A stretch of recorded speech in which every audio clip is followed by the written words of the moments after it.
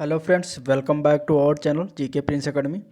तो आज जो है 6 अप्रैल और 6 अप्रैल का सेकंड शिफ्ट का पेपर समाप्त हो चुका है। तो जितने भी जीके के क्वेश्चंस में मिले हैं वो सारे इस वीडियो में लिए हैं और कुछ प्रश्न जो हैं फर्स्ट शिफ्ट के मिले हैं तो उसका भी मैंने अपडेट किया, उसको बाद में देखेंगे कि किस तरीके से और प्रश्न मिले हैं। ठीक है, और फर्स्ट शिफ्ट का एनालिसिस हो चुका है, उसका लिंक डिस्क्रिप्शन में दे दूँगा, आप लोग वहाँ से उसको देख सकते हैं। ठीक है, तो चलिए स्टार्ट करते हैं सेकेंड शिफ्ट के क्वेश्चंस का। तो आज के किस तरीके से क्वेश्चन पूछे गए, करंट अफेयर, जीके, स्टैटिक्स और एक्स्ट्रा फैक्ट को भी जानेंगे। ठीक है, तो अगर सेशन पसंद आए तो लाइक शेयर सब्सक्राइब जरूर कीजिएगा। तो सबसे पहला क्वेश्चन पूछा गया था कि योजना के जनक किसे कहा जाता है। तो ये कहा जाता है भैरव सिंह शेखावत को। ठीक है, भैरव सिंह शेखावत को योजना का जनक कहा जाता है। ठीक है, नेक्स्ट क्वेश्चन आया था आउटपुट डिवाइस। देखिए आउटपुट डिवाइस इसमें भी पूछा गया, इसके पहले मतलब हर फेज में लगभग 4 से 5 बार ये क्वेश्चन रिपीट हुआ है आउटपुट इनपुट डिवाइस से। तो आप लोग इसको पढ़ के जाइएगा इसके बारे में। ठीक है, अब इसमें से पूछा गया था कि कौन सा आउटपुट डिवाइस है। तो प्रिंटर जो है वो आउटपुट डिवाइस होता है। ठीक है, ये माउस MICR जो है ये इनपुट डिवाइस होता है। तो इस तरीके से क्वेश्चन पूछा गया। प्लॉटर भी आउटपुट डिवाइस होता है, स्पीकर भी आउटपुट डिवाइस होता है। तो आप लोग इसको पढ़ के जाइएगा, बहुत बार एनालिसिस हुआ है। और अगर फेज 5 के पूरे क्वेश्चन एक वीडियो में चाहिए तो उसको मैंने प्रोवाइड कराया, तो आप लोग उसको देखिए, उसका लिंक डिस्क्रिप्शन में दे दूंगा। ठीक है, लगभग 1000 प्लस क्वेश्चन है जीके के, जितने भी क्वेश्चन है सारे उस वीडियो में है, तो आप लोग देखिए, बहुत ही इंपॉर्टेंट है। चलिए नेक्स्ट क्वेश्चन देखते हैं। तो पूछा गया था भारत में लोकपाल के प्रथम अध्यक्ष कौन है। ठीक है, या कौन थे, किसको बनाया गया था। तो लोकपाल के प्रथम अध्यक्ष का नाम जो है PC घोष है। ठीक है, ये पूर्व न्यायाधीश ने इन्हें जो है लोकपाल का प्रथम अध्यक्ष चुना गया है था। नेक्स्ट क्वेश्चन आया था कि कौन सा अधातु, ठीक है, कमरे के तापमान पर द्रव अवस्था में रहता है।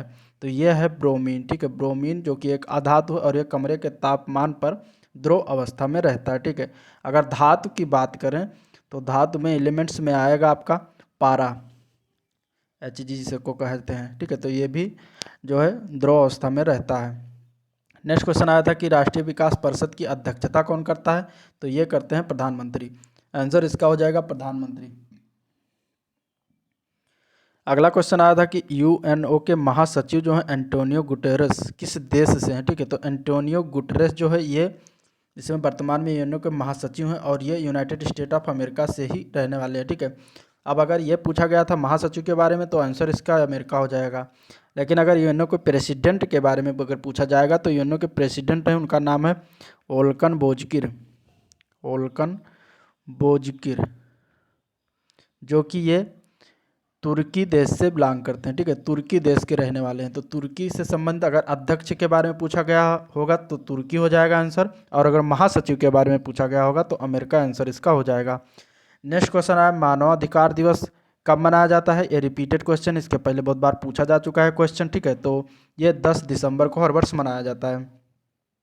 अगला क्वेश्चन आया था यूराल पर्वत किसको अलग करता है। तो यूराल पर्वत जो है एशिया और यूरोप को अलग करता है।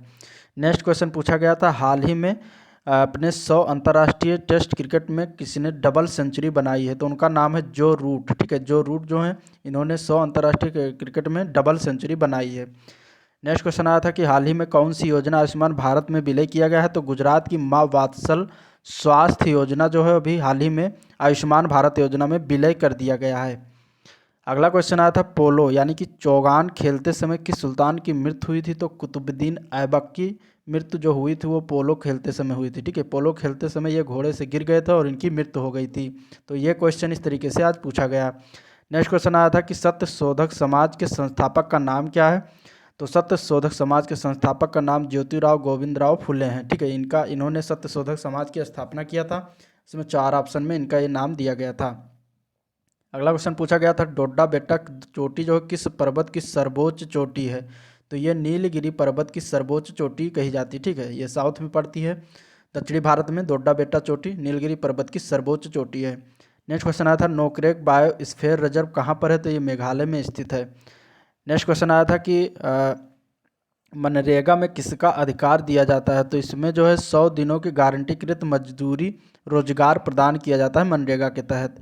नेक्स्ट क्वेश्चन पूछा गया था, ठीक है, और इसमें जो है बेरोजगारी भत्ता का अधिकार भी दिया जाता है। मनरेगा के तहत रोजगार के कानूनी हकदार भी है।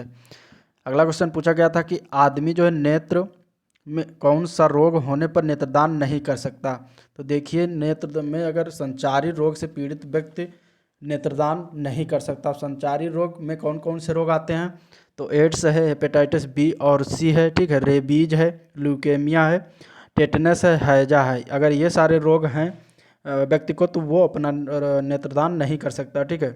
अब ऑप्शन में क्या था, आप लोग उसको इस हिसाब से टिक कर सकते हैं। नेक्स्ट क्वेश्चन एक आया था 86वां संविधान संशोधन से संबंधित एक क्वेश्चन पूछा गया था। तो देखिए, 86वां संविधान संशोधन जो हुआ था वो 2002 में हुआ था और ये शिक्षा के अधिकार से संबंधित है, ठीक है। 21 ये अनुच्छेद 21 ये इसमें ऐड किया गया था। तो ये भी इस तरीके से आप लोग इसको पढ़ के जाइएगा, इस तरीके से क्वेश्चन पूछा गया, ठीक है। नेक्स्ट क्वेश्चन आया था इसरो और फ्रांस मिलकर कौन से प्रोजेक्ट पर कार्य कर रहे हैं? तो ऑप्शन में क्या क्या था उस पर डिपेंड करता है। अभी हाल ही में मिशन अल्फा और गगनयान, ये दोनों से संबंधित प्रोजेक्ट पर दोनों मिलकर कार्य कर रहे हैं। अगला क्वेश्चन पूछा गया था कि मसाई जनजाति कहाँ पाई जाती है? तो मसाई जनजात जो है ये तंजानिया देश में मिलती हैं, ठीक है। आंसर इसका हो जाएगा तंजानिया।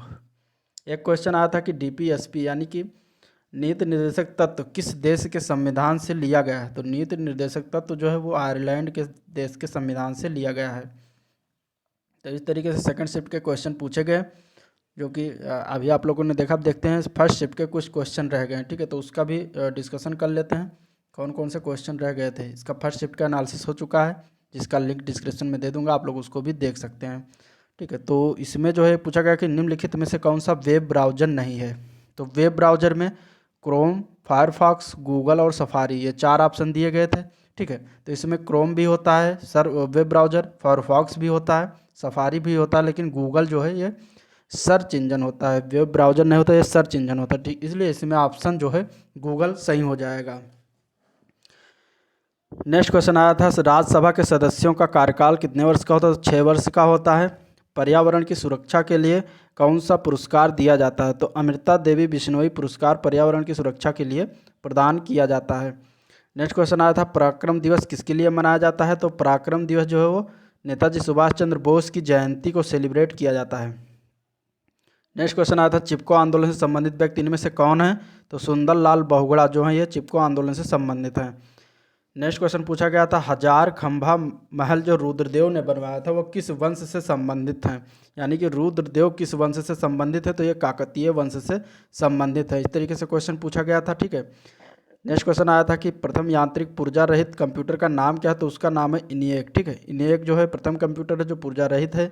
तो इस तरीके से क्वेश्चन फर्स्ट शिफ्ट में पूछा गया और सेकंड शिफ्ट का एनालिसिस हुआ। तो ये था ओवरऑल आज का सेशन। अगर सेशन पसंद आए तो लाइक करिएगा, सब्सक्राइब करिएगा और शेयर भी करिएगा अपने दोस्तों में, ठीक है। तो आज के लिए इतना ही, मिलते हैं नेक्स्ट दिन, तब तक के लिए थैंक यू।